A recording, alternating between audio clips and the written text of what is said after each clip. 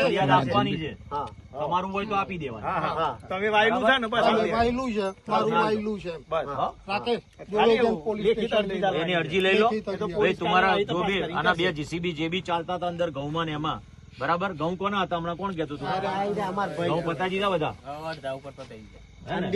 10 દાડા બાકી છે પાકવા. બોલો, 10 મહિના માટે રાહ ના જોવાય. ઘઉં મળતા અને વળતર આપ્યું તમને? तो आप बोल रहे हो तो मैंने वर्तर दे दिया.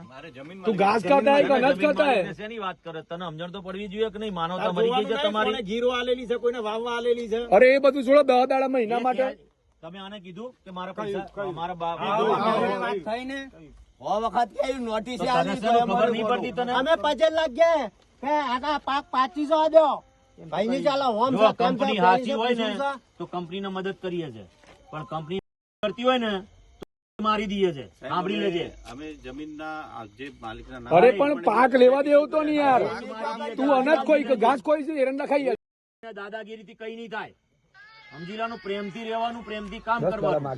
તમને મદદ કોઈ બીજું હેરાન કરે તો પછી યાર હવે બેરી બેરી તો પાક કરતા હોય. ચોમાસું આખું ફેલ ગયું છે. પૂછજે કે મદદ કરું છું કે નથી કરતો.